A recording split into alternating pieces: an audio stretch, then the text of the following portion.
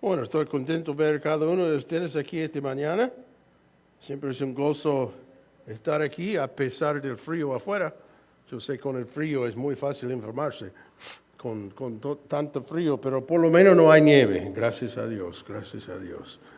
No me gusta nieve para nada, para nada. Bueno, si tienen sus Biblias, ábrenos al Evangelio de Juan, capítulo 15. El propósito de serie de sermón para comenzar el año es estar bien preparado para un año nuevo, reconociendo, la responsabilidad que tenemos delante del Señor y también reconocer que, tenemos que depender totalmente de Él en este año para lograr la voluntad de Dios para nosotros. Así que nosotros miramos, leímos desde Colosenses capítulo 1. Yo simplemente quiero enfatizar versículo 10, donde dice, para que anden como es digno del Señor. Ese es el deseo de cada uno de nosotros, haciendo en todo lo que le agrada, dando fruto en toda buena obra, y creciendo en el conocimiento de Dios. Muy importante. Vamos a orar. Padre Celestial, te damos gracias de nuevo que podemos estar aquí y que nosotros podemos acercarnos a ti y tu palabra, Señor, reconociendo que, tú tienes algo para nosotros hoy en día. Ayúdanos a escuchar. Ayúdanos a abrir nuestros corazones. Ayúdanos, rendirnos a ti este día, para esta semana. Y Señor, vamos a darte toda la honra y la gloria. Oramos en el nombre de Jesucristo. Amén. Nuestro texto de esta mañana es versículos 15 y 16, donde la palabra dice, y este es el Señor hablando, ya no los llamo siervos, porque el siervo no sabe lo que hace su Señor. Pero los he llamado amigos, porque les he dado a conocer todo lo que he oído de mi Padre. Ustedes no me escogieron a mí, sino que yo los escogí a ustedes y los designé para que vayan y den fruto y que su fruto permanezca, para que todo lo que piden al Padre en mi nombre se lo conceda. Gracias a Dios. El punto principal de este capítulo 15, sin duda, es que el fruto en la vida cristiana es directamente proporcional a tu relación con Jesucristo. Y para mí, al leer este pasaje, hay una palabra que aparece en nuestro texto de esta mañana, que utilizamos a menudo y que debemos tener en cuenta. Es la palabra amigo.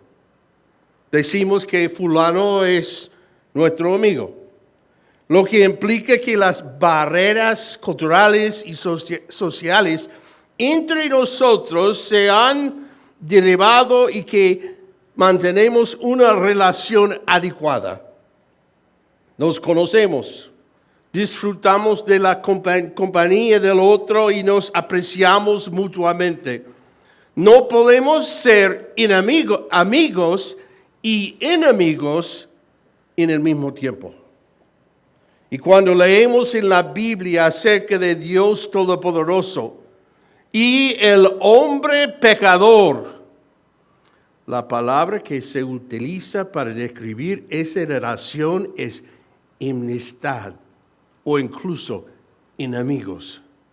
Con esto, la palabra de Dios declara que debido a nuestra pecaminosidad y a la depravación total de nuestra naturaleza, estamos por naturaleza en una relación adversario con Dios.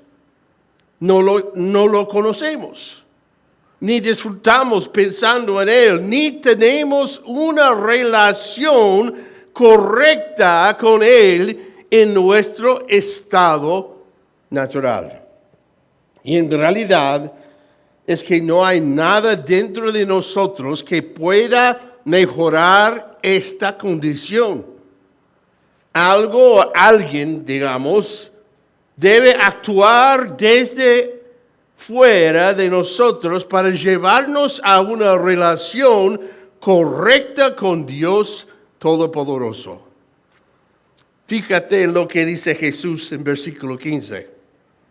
Ya no los llamo siervos, porque el siervo no sabe lo que hace su Señor, pero los he llamado amigos. Nunca se encuentra en la Escritura que el hombre llame a Dios su amigo. Eso sería demasiado informal.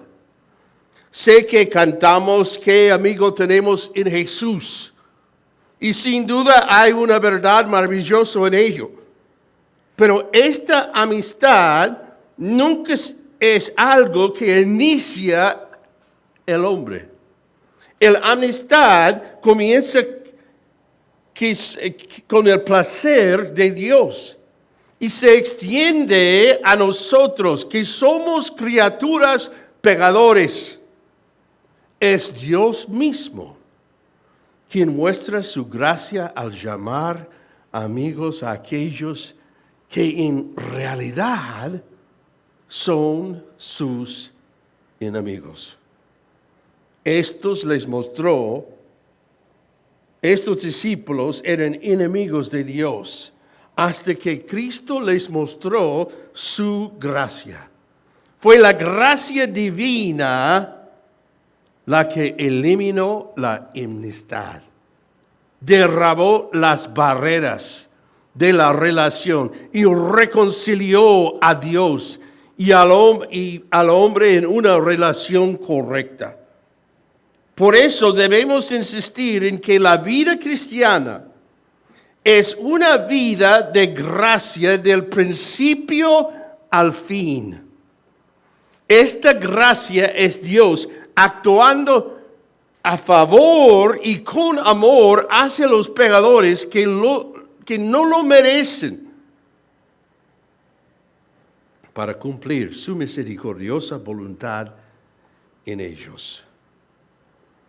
Solo por un acto definitivo de la gracia de Dios, cualquiera de nosotros llega a tener fe en Cristo. Nuestra amistad con Dios es tan grave, tan clara, tan arraigada, que ni siquiera nos atreveríamos a intentar estar bien con Dios hasta que Él moviera con su poder misericordioso. Estudia el texto de un famoso himno de John Newton, Gracia admirable, y verás que expresa claramente la horrible condición en la que se encontraba hasta que Dios obró en él con su gracia maravillosa. Solo gracias al don continuo de la gracia podemos obedecer y perseverar en la fe. No abandonamos la gracia cuando somos salvos. Oh, no. Solo estamos comenzando una vida de gracia, viviendo en dependencia del Señor y de su constante provisión divina para cada necesidad de nuestras vidas. Esa es la esencia misma del mensaje de Juan 15, acerca de permanecer en Cristo. Es una vida de dependencia del flujo constante de la gracia de Dios hacia nosotros. Por lo tanto, de principio al fin, nuestra vida cristiana es una vida de gracia. Cuando comprendemos esta verdad de la gracia, comenzamos a ver la clave para dar fruto. Porque en esto reconocemos que no comenzamos ni continuamos la vida cristiana con nuestra capacidad, poder o fuerza, sino solo en la fuente abundante de la gracia de Dios que se encuentra en Cristo. ¿Conoce que la gracia de Dios que salva? ¿Conoce la gracia de Dios continuamente como creyente? Veamos cómo se desarrolla esto en nuestro texto. El primer punto para la mañana es la base de los discípulos se encuentra en la gracia de Dios. ¿Cómo se llega a ser discípulo de Jesucristo? Bueno, simplemente un día te decides y dices, ya es la hora. Entonces te lanzas y lo haces, ¿verdad? No, en ninguna manera. Hemos visto que el discípulo es sinónimo de cristiano. No es un nivel o grado especial de cristianidad. Es simplemente un verdadero creyente. Y también hemos visto en muchas ocasiones que aunque tenemos la responsabilidad de creer en el Evangelio y arrepentirnos de nuestros pecados, hay una obra previa de la gracia de Dios antes de que lleguemos al punto de decidir seguir a Cristo. Y en este pasaje lo hace bien claro que Cristo revela. La primera necesidad básica que tenemos es que Cristo se nos revele a través de su palabra por la obra del Espíritu Santo. Por eso tenemos tanto énfasis en la palabra de Dios. En cuanto a la seguridad de la salvación, la primera base de la seguridad son las promesas de Dios hechas realidades o vivas por el Espíritu Santo. Solo cuando la palabra, o más concretamente, la verdad del Evangelio, se hace realidad para nosotros, consideramos siquiera confiar en Cristo. Observe que lo que nuestro Señor les dice a los discípulos en versículo 15. Porque les he dado a conocer todo lo que he oído de mi Padre. Los discípulos no tuvieron la gran idea de seguir a Jesús. Lo siguieron cuando Él se les reveló y les hizo un llamado a sus vidas. ¿Y por qué Cristo debe revelarse a nosotros antes de que creamos? En primer lugar, tenemos un problema de mente oscurecida, corazón endurecido e ignorancia de la verdad. Habla de eso en Efesios capítulo 4. No es que seamos personas brillantes e inteligentes, más bien se trata de que somos personas totalmente depravadas. El pecado no es solo nuestra práctica, es nuestra naturaleza. Vivir en pecado es vivir en oscuridad.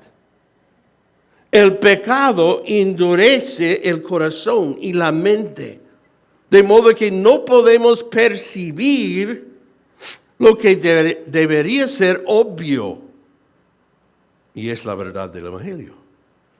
Incluso podemos tener un título en Biblia y sin embargo ser ignorantes de la verdad cuando se trata de la realidad salvadora del Evangelio de Cristo.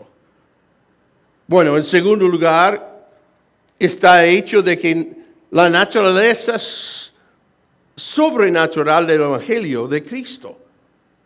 No estamos hablando en los mismos términos que convertirse en cristiano fuera como unirse a un club cívico. El cristianismo es una relación sobrenatural, una que se afecta por toda la eternidad. Y Pablo expresó esta naturaleza sobrenatural de nuestra relación con Cristo de una manera muy, muy clara en 1 Corintios capítulo 2, versículos 6 a 10. Sin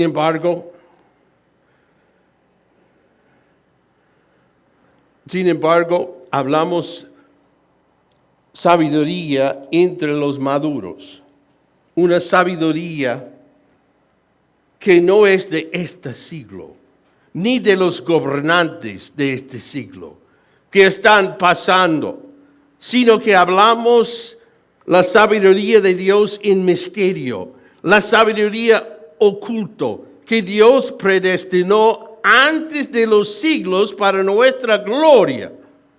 Y la sabiduría de ninguno de los gobernantes de este mundo ha comprendido, porque si la hubieran comprendido, no habrían crucificado al Señor de la gloria, sino que tal como está escrito en 2 Corintios 2:9, cosas que ojo no vio, ni oído oyó, ni han entrado al corazón del hombre, son las cosas que Dios ha preparado para los que lo aman. Porque Dios nos las reveló a nosotros por medio del Espíritu. Pues el Espíritu lo escudriña todo, incluso las profundidades de Dios. En tercer lugar, el camino de Dios es el único camino de la salvación. Por lo que, si queremos comprender cómo ser salvos, Dios debe revelarnos su camino para que no lo sustituyamos por el camino del hombre. Jesús lo expresó así en Mateo 11:27. Todas las cosas me han sido entregadas por mi Padre, y nadie conoce al Hijo sino el Padre, y nadie conoce al Padre sino el Hijo, y aquel a quien el Hijo se lo quiera revelar. Cuando Pedro hizo su gran confesión sobre el mesianismo de Cristo, Jesús dijo esto: porque esto no te lo reveló carne ni sangre, sino mi Padre que está en los cielos. Quizás hayamos leído y escuchado el Evangelio miles de veces. Porque es que en la 1001ª vez nos conmueve tanto el corazón que clamamos a Dios por misericordia, nos arrepentimos de nuestros pecados y creemos en Cristo y en sus méritos salvadores. ¿Acaso nos hemos vuelto inteligentes de repente? Por supuesto que no. Es porque el Espíritu de Dios nos ha revelado la verdad de Dios para que podamos tener la gracia de arrepentirse y creer. Y esto nos lleva al siguiente aspecto de nuestro fundamento como discípulos de Cristo. Dice que Cristo elige. Con gran claridad Jesús les dijo a sus discípulos: ustedes no me escogieron a mí, sino que yo los escogí a ustedes. ¿Y por qué les dijo tal verdad? Quería que comprendieron que su relación con Él era algo que Él había iniciado y que era totalmente por gracia. Esa es una verdad que nosotros mismos debemos comprender. La palabra escoger significa simplemente seleccionar o escoger por uno mismo. Los traductores griegos del Antiguo Testamento en el Septuaginta la utilizaron más que 90 veces en el Antiguo Testamento para referirse a Dios eligiendo a alguien o a algunas personas para su propio propósito y gloria. La palabra no es complicada. Significa precisamente lo que dice. Jesús es bastante enfático en la forma en que se lee el texto griego, utilizando literalmente una doble yo para enfatizar que es Jesús quien elige, no los discípulos. Esta es la doctrina del llamado divino o llamado eficaz de los pecadores. Y la razón por la que necesitamos ser elegidos se debe al problema de nuestra naturaleza depravada. Santiago Boyce, en su resumen de principios, nuestra primera confesión doctrinal como bautistas del sur, afirma: la elección es la decisión eterna de Dios de conceder la vida eterna a algunas personas, no por méritos previstos en ellos, sino por la mera misericordia de Cristo. Y como consecuencia son llamados, justificados y glorificados. Así que estoy contento pararme aquí esta mañana para decir gracias a Dios que Él es la persona que me salvó de su poder total. Yo puedo descansar en Él. No tengo que preocuparme si soy demasiado bueno o no. No. En ningún sentido. En ningún sentido.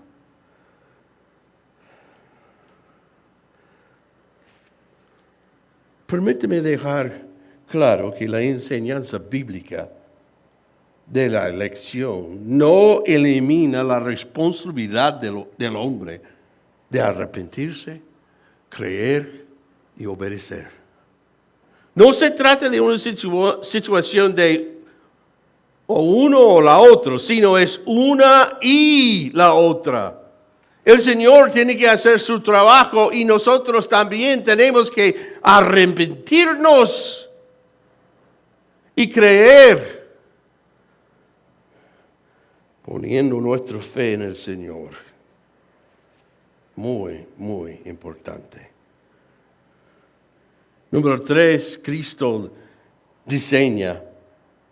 Hay quienes malinterpreten el sentido de la elección, de modo que piensen que si son los elegidos, pueden vivir sus vidas como les plazca. Sin embargo, la siguiente parte de nuestro texto muestra que tal actitud es ajena al pensamiento de nuestro Señor. Versículo 16. Ustedes no me escogieron a mí, sino que yo los escogí a ustedes y los designé.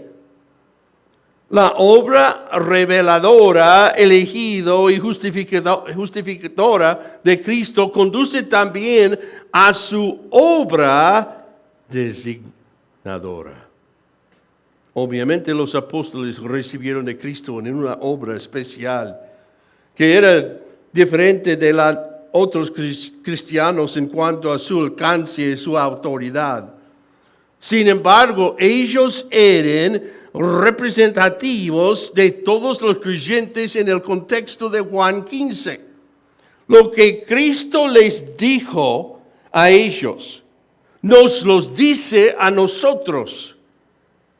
¿Para qué nos designa Él?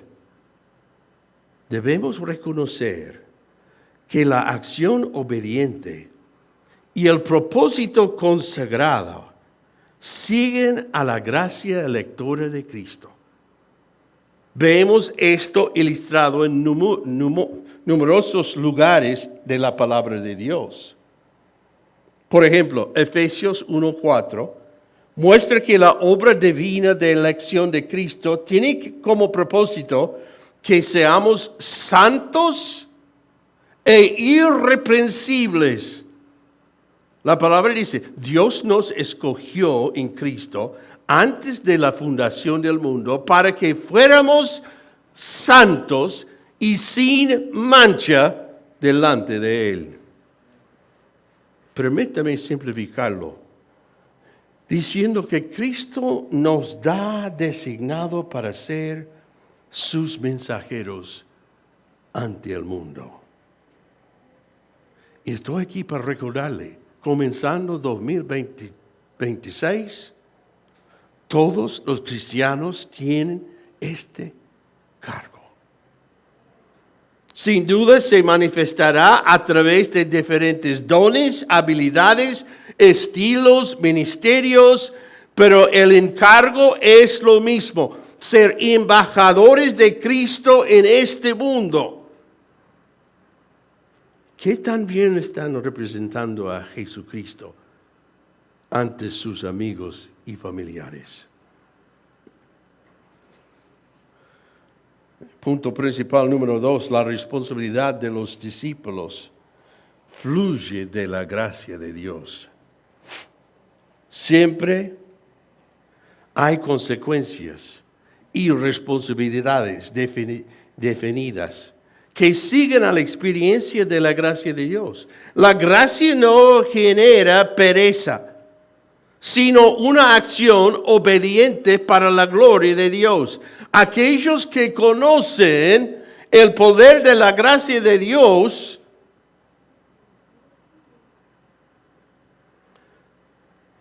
en su vida sentirán una nueva responsabilidad de vivir diariamente en esa gracia.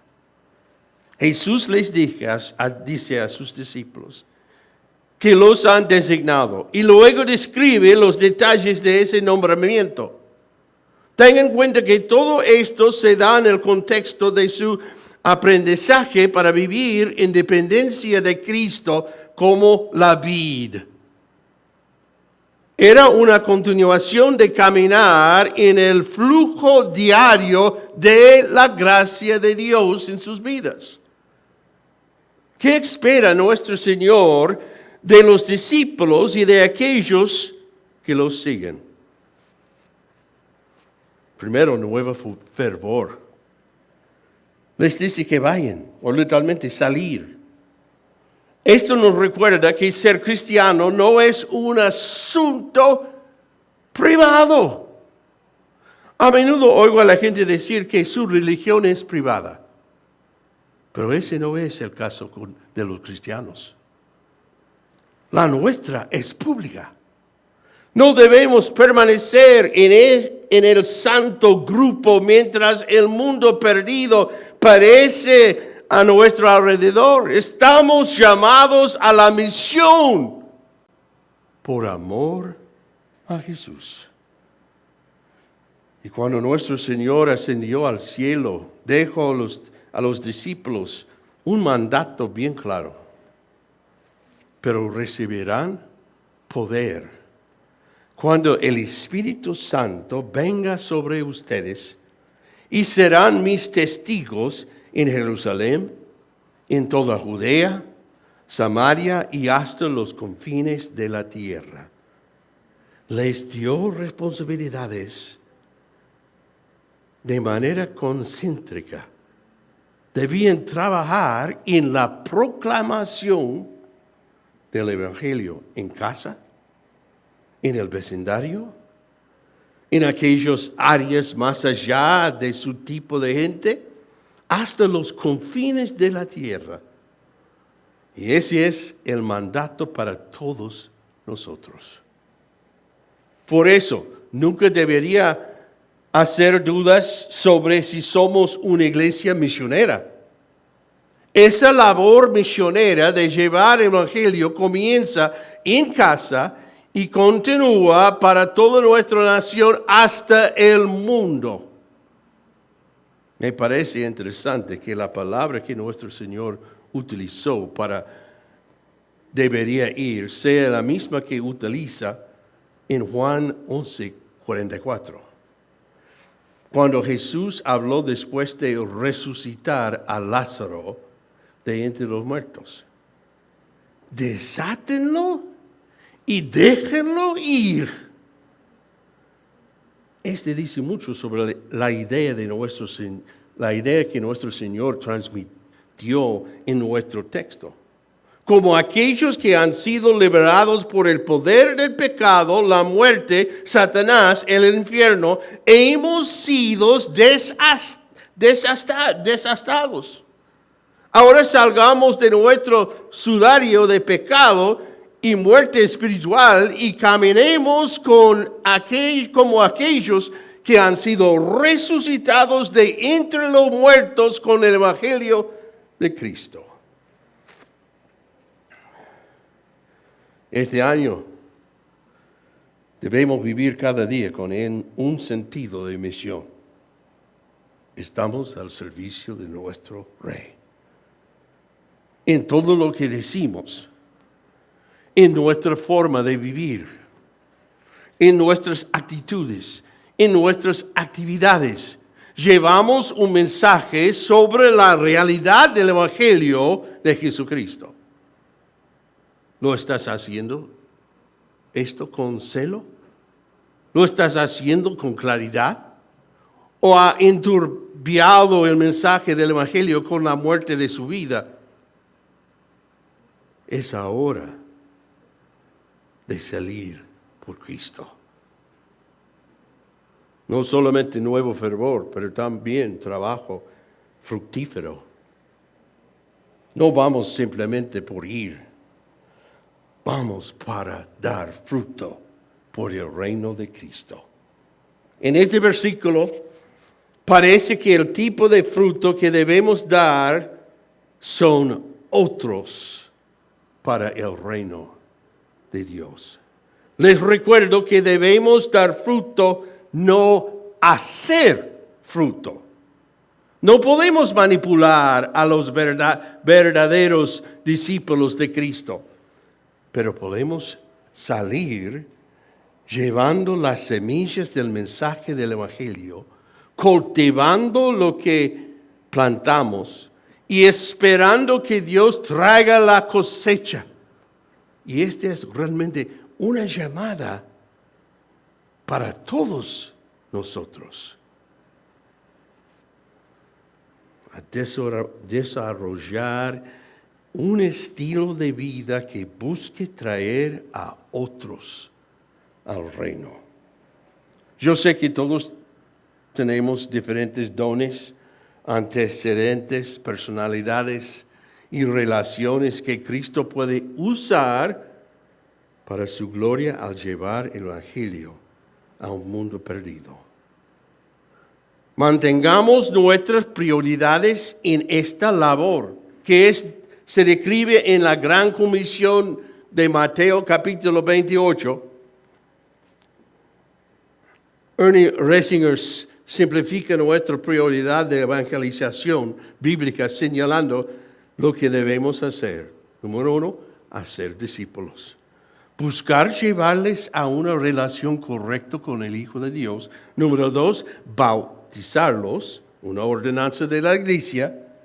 Buscar llevarlos a una relación correcta con la iglesia de Cristo y enseñarles, número 3, buscar llevarles a una relación correcta con la palabra de Dios. Y la tercera cosa que vemos aquí es el fruto duradero. Y la palabra dice, y que su fruto permanezca. No debemos buscar trofeos espirituales para poder presumir de cuántas personas hemos ganados para Cristo o cuántos bautismos hemos realizado. Debemos procurar procurar ser bíblicas en nuestra evangelización, como personas que viven dependiendo de la gracia de Dios y no de nuestro propio poder. Les recuerdo que el fruto duradero solo se obtiene cuando Jesucristo obra en la vida de una persona. Podemos convencer a la persona de que recen una oración, digan que son cristianos o profesen su fe, pero solo Cristo puede salvar. Y esto nos lleva de vuelta al fundamento de que los discípulos se encuentran en la gracia de Dios. Debemos predicar, debemos enseñar, dar testimonio, presentar el evangelio de todas las formas posibles, pero hacerlo dependiendo de nuestro Señor para revelar la verdad del evangelio a un corazón oscurecido por el pecado. Yo como pastor, como un testigo, no puedo convencer a un pecador perdido de nadie. Pero podemos presentar a los preceptos claros del Evangelio de Cristo a una persona perdida y confiar en que el Espíritu Santo llevará esa verdad al corazón de ese pecador para que la verdad cobre vida en él. Cobre vida en él y lo lleve al arrepentimiento. Y luego la última cosa, él mencionó aquí, es el trabajo en oración. Por eso nuestro trabajo debe ser un trabajo de oración. Vivimos dependiente de la gracia de Dios, tanto para nuestra salvación como para nuestro caminar continuo.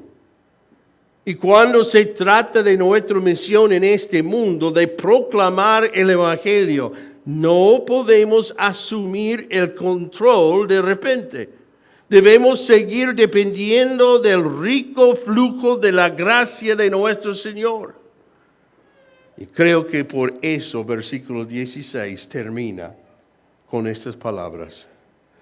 Para que todo lo que pidan al Padre en mi nombre, se lo conceda.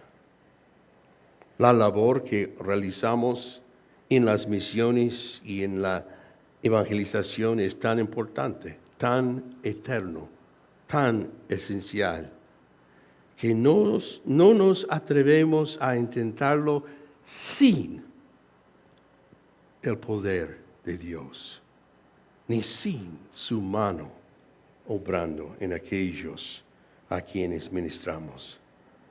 Quizás podemos expresarlo así. La obra de quien ha sido elegido y redimido por Cristo es tanto público como privada. Es pública en el sentido de que el creyente da testimonio continuo del Evangelio de Cristo a los incrédulos. Pero también es privada en el sentido que el creyente busca al Señor suplicando ante el trono de la misericordia en nombre de los pecadores perdidos. ¿Cómo podemos realmente trabajar para Cristo de manera adecuada sin mucha oración? Probablemente en la área de vida cristiana, aún mi vida personalmente, que falta es la vida de oración. Este texto realmente ofrece una visión general de toda la vida cristiana. Solo nos convertimos en verdaderos creyentes a través de la gracia de Dios, que se nos manifiesta en Cristo y en sus evangelios.